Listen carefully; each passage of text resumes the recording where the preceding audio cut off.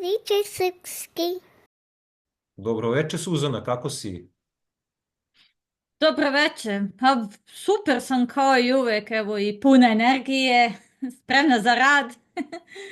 Suzana je inače dugogodišnja profesorka srpskog koja je imala bukvalno, neću preterati, nekoliko hiljada đaka u svom profesorskom iskustvu.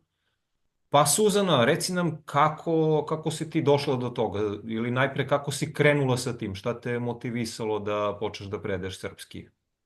Hm. Da.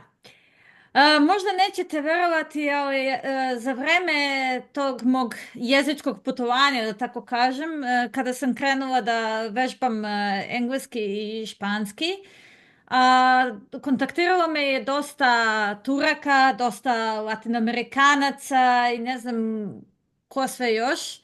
Uglavnom Turci i Latinoamerikanci su bili moji, da kažemo, top fanovi, da se tako izrazim. Oni su htjeli uglavnom sa mnom da vežbaju engleski, ali neki su čak i htjeli i srpski da nauče. No, ali tada nisam imala onako pretranog iskustva i to tako online uvijek je bilo u fazonu, ok, recite mi šta želite da znate, ono, šta biste htjeli da naučite i to, jer nisam znala kako da predajem. Ovaj, I tako je to sve onako počelo i posve onako kroz praksu i kroz tako određene kurseve, kroz razgovore sa kolegama i koleginicama, eto, naučila sam malo kako to sve ide i to je to. Jednostavno sam se zainteresovala za to, a razlog je taj, pa jednostavno ljubaznost ljudi i sve to, ta toplina ljudi, jer ja sam isto jedna južnjačka krv, ono, volim toplotu i sve to. I jednostavno svidjelo mi se ono, taj, da kažemo, pristup kako su se obraćali prema meni i sve to i kako su i oni sami objašnjavali a, bilo koji jezički aspekt, da li je to gramatika, da li je to vokabular reči i sve to bilo je prilično zabavno, a plus ja volim da pomažem ljudima. I kada je to I to počelo? sve Kada si krenula sa tim? Hmm. Ajmo ovako, ako misliš konkretno na pomaganje ljudima, to je već bilo još u osnovnoj školi. Ja sam voljela da pomažem onako i oko engleskog i sve, jer ja sam bila baš ono, da kažemo, very advanced da, za svoj uzrast, jer ja sam naučila kroz igrice, kroz filmove, serije i tako dalje. I jednostavno da, voljela sam još tada da pomažem i to sam konstantno radila i u osnovnoj i u srednjoj školi i sve. Ovaj, a na internetu, pa ne znam, ja sam počela da koristim internet otprilike sa 15 godina, ja mislim. I već od tada, onako, od kako sam počela da koristim i da pričam sa strancima, već od tada je to sve krenulo, ne znam. Dobro. I to je to. Koliko si imala učenika, studenata do sada? Da li vodiš neku evidenciju? Pa, ne vodim ja, ali je vodim moja firma za koju radim, italki. A, samo sekundu, sad ću da uđem u svoj profil da vidim. Ali mislim da je to negde preko 1000 i nešto. Skoro 2000, nemam pojma ni ja. I imam preko 7000 časova sveukupno. Samo tu. A ne znam koliko imam još i na drugim satovima gde sam radila, tako da, da iskreno budem, prestala sam da brojim. Bravo, svaka čast. Koliko ti je godina trebalo za to, za tih 7000 časova? Dobro pitanje. Jako dobro pitanje. Ajmo ovako, ja sam počela da radim onako najpre na sajtu, nekada se zvao Live Moka i bila sam kao Serbian expert, što bi se reklo, i gde sam kao postavljala video lekcije i uglavnom pomagala sam ljudima tako što sam im ispravljala vežbe i sve to, potom sam ispravljala i engleski, i španski, i italijanski. I tako sam se sprijateljila sa njima, ali to je sve bilo ono kao, kako da kažem, nije bilo za pare uglavnom sa njima, ali više je bilo, a, kako se zove, usluga za uslugu. Znači ja njima pomognem oko tog jezika, a oni meni pomognu oko svog maternjeg jezika. Da, jer ono, kao što se može primetiti, nije baš sve ni u novcu, ima nešto i u ljudskosti, jel? Da. Onda nekoliko mjeseci kasnije isto počela sam da se interesujem, ono, kao da vidim da počnem da radim za pare i imala sam naloge na raznim sajtovima i na Amazing Talker i na, ne znam, Buddy School i ne znam šta još, ali to je sve bilo bez veze, onako, nije bilo neke pretjerane koristi. U smislu pretjerane zarade, znači malo je nešto bilo. Ovaj, I onda jedan moj drug sa Live Moke, Branko, on mi je preporučio Italki zato što on je video da je Italki najbliža verzija Live Moke jer ima povezivanje sa ljudima i sve to ima onako da se deli o kulturi i sve, znači mnogo nečeg lepog. I ja sam više iz radoznalosti došla onda na Italki stranicu 2014. godine. Došla sam u martu kao korisnik i jedno mjesecima sam pokušala da otkrijem kako to sve funkcioniše, ali sve je bilo nekako, ne znam, nedovoljno pregledno, nisam se snašla i onda jednostavno sam rekla sebi, baš me briga. I onda sam negdje početkom decembra rekla sebi, a da ja pokušam da radim za njih, možda je to mnogo bolje. Pa ću kroz rad valjda da vežbam jezike i da učim i sve to. U tom nekom pravcu sam išla. I rekla sam, ajde, ono kao, ako prođe, prođe. Ako me prihvate, super, ako me ne prihvate, opet lepo, pokušat ću opet. Ono. I eto, za divno čudo, prihvatili su me i od tada ono kao, eto, imam samo sve reći pohvale za italki.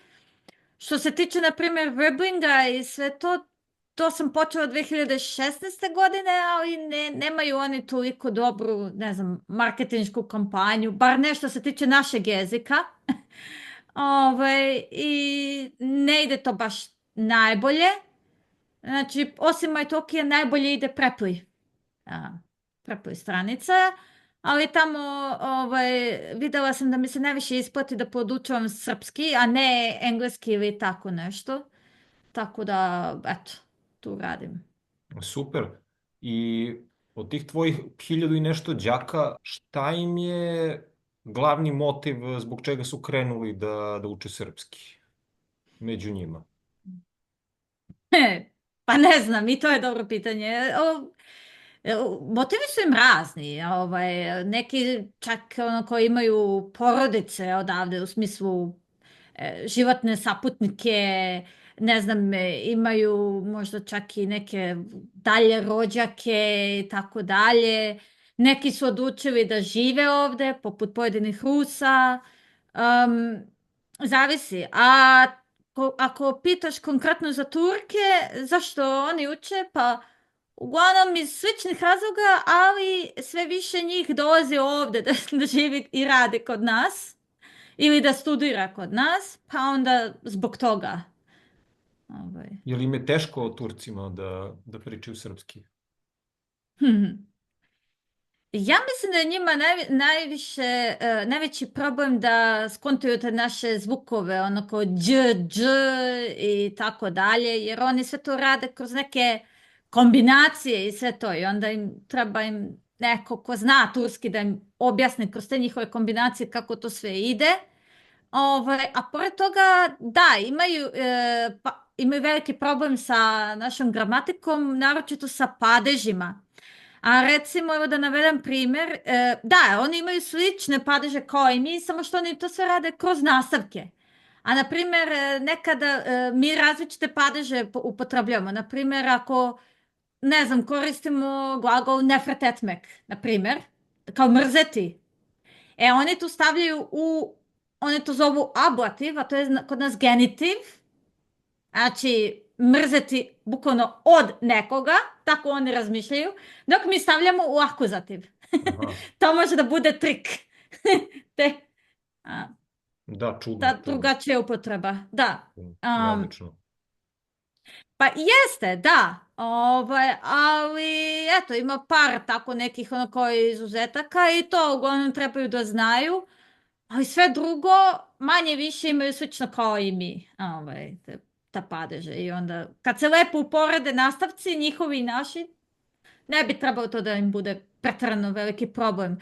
A dok recimo Amerikancima kad predaješ njima bukvalno moraš bukvalno od nule da kreneš sve jer oni nemaju onako padeže. Da. Šta je još teško sem tih padeža? Ne samo Turcima, svima drugima koji uče srpski, ako si mogao E, da primetiš. da, jesam. Pa to samo poređenje sa ćirilicom i latinicom, oni uglavnom se uplaše ćirilice, odmah pomisle na ruski kad kažeš ćirilica.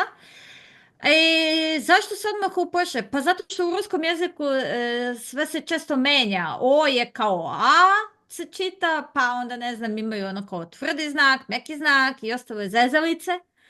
Dok je kod nas, ajde da kažemo malo drugačije, ono kao, znaš, jedno slovo, jedan glas i to je to. I onda oni se konstantno plaše da će biti tako tih nekih izmena, ja bih rekla, i zato ih to odbija konstantno. I recimo, slovo P im je teško da razlikuju u ćirilici i latinici. Znaš, ono kao šta je slovo P, pa onda, ne znam, šta još, ja mislim B i V ne razlikuju toliko, pa ne znam, ima tu raznoraznih stvari. N i H možda. Tako je, da. Za kraj, da li imaš neki savet za one koji sada kreću da uče srpski? Da. Ajmo ovako, prvo ja bih rekla da trebaju da prigrle svaku vrstu promene, između ostalog i ćirilicu, zato što prvo već sada ono vidim i na ulicama i ono koji u većim delom zvaničnim dokumentima sve češće se koristi ćirilica, što je meni jako drago i smatram da ćirilica ima lepši pregled onako slova i sve, i lakše je za raspoznavanje. A druga stvar, pa ja bih rekla da krenu da uče onako uz neku dobru knjigu sa nastavnikom, jer nastavnik može da im objasni lepo i te neke eventualno kulturne razlike i sve to i recimo u današnjem govoru kako se šta kaže, da spomene na primjer neki žargon ili tako nešto. Znači to je isto jako bitno. A pored toga, pa ne znam, što da ne, mogu da koriste i veštačku inteligenciju, isto da kao miksuju, da pitaju veštačku inteligenciju šta žele da kažu, ne znam, recimo da im da 5 pitanja, 5 mogućih odgovora i tako dalje i onda tako da već unapred ono kao krenu da vežbaju i sve to, da čitaju i sve i da tako rade. A pritom imaju i aplikacije koje bih ja preporučila. YouTalk je jako dobra, zato što baš daje listu konkretnih fraza i reči koje trebaju isto u svakodnevnim raznoraznim situacijama. A onda ima LinkU, on je dobar za čitanje, ima dosta mini priča i tako dalje. Ima, kako se zove, što još, Language Player, to je jedna nova aplikacija koja daje uglavnom najviše multimedijalnog sadržaja i sve prevodi na maternji jezik te osobe. To bih isto preporučila. I naravno za kraj ono najbolje, a to je Serbian Accelerator kurs koji ću staviti u opisu videoklipa gdje pa i moći će da vide. I pa tamo mogu da nađu bukvalno sve moguće materijale od A0 do C nivoa. Znači tu imaju i raznorazne vokabulare reči, imaju i moje knjige koje sam ja napisala za englesko govorno područje. Imaju muziku sam rasporedila po nivoima od A do C nivoa, pa ne znam, imaju knjige za čitanje, imaju audio knjige, imaju moje audio priče. Čak sam i neke audio knjige ja čitala ovako, ponajviše za decu, tako da mislim da bi im to moglo biti korisno. Koriste i aplikacije Hello Talk i Tandem. To su te top dve. Da, dobro. Hvala ti na savjetima i hvala ti što si podelila s nama tvoje iskustvo. Nema na čemu. Hvala i tebi na ovom videu. Hvala italki i Prepiju na mogućnosti da radim sa njima. Podelit ću svoje profile i eto, mogu oni da zakažu časove sa mnom kad god. Naravno, naravno. Važi, hvala ti i vidimo se. Ništa. Prijetno. Ćao.